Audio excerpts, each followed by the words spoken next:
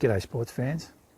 Here I am with my series of videos on why the questions you're currently asking yourself on a golf course suck and what are some better questions you can ask that will help you shoot lower scores.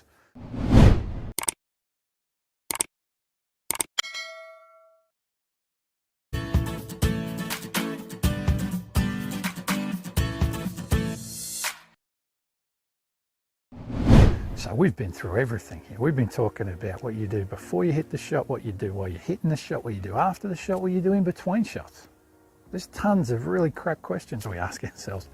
Go back through all the videos, have a look at all the better questions you can ask, pick a few of them out and think, oh yeah, you know what? I really do ask a bad question after I hit a shot. I'm going to try my hardest to change that next time. And just pick one of them, do that for the next 5 rounds, see what happens. See if you improve your outlook on things. See if you improve your golf scores.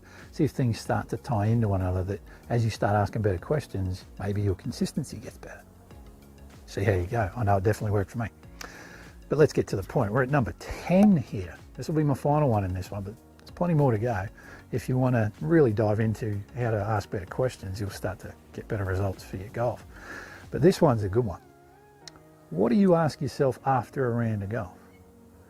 Right? This is crap for most of you. This is terrible. Oh, what if? What if I just managed to hit that fairway on the last? What if you know, the shoulda, coulda, woulda, if onlys? Hey? Oh, I would have had a great score. If only I could have done this. If only I didn't hit out of bounds 3 times. If only I didn't get angry on that one, I might have actually finished really well. Terrible, terrible stuff to be thinking about. And most of it, I know for a fact, whenever I ask my clients, how did you go on the weekend? How did you go in that last round? They will list for me all the crappy shots they hit, and they're right there. They've got them all sorted. They're highly emotional about these things, and that's what they remember. But if I ask them, tell me the 3 best things that happened in your round of golf, they really got to think about it. It's not like right there. They really got to think about it. They really got to recreate these memories, because they didn't really celebrate the good shots as much as they got angry at the bad shots. So what you've got to do, this is about reacting better to rounds of golf. Ask some better questions. What was the best moment I had today? How about that? Can you imagine that, just sitting there while you're putting the clubs back in the cart, and rather than going in the clubhouse and drowning your sorrows in a beer, you're sitting there going, oh, you know what? I'm pretty happy that I normally get distracted by people pulling up in a buggy behind me, and I can't just deal with it and go and hit, and I normally stuff the shot. But today, what I did was I backed off, I started my routine again, and I actually hit a really good shot. Great moment. Or, you know what, I normally jump out of the cart, grab a club, go and hit my shot, and stand over the ball thinking about, have I got the right club? But I didn't today. I listened to Coach Paul, and he said, I need to read the shot first. Or I asked myself, where don't I want to go first? And I did that on every shot today. And turns out I didn't end up in as much trouble. How good is that? That's the kind of thing I want you to do. I want you to be able to review a round so you can go home and actually be nice to your wife. Be nice to your husband.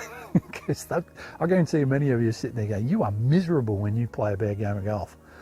We want you to go home and not tie your identity to your score. We want you to sit there and go, yeah, what was really cool today? Oh yeah, I saw that kookaburra on this hole and stole the sausage off Bruce over there, and I thought that was hilarious. Something like that, whatever it might be.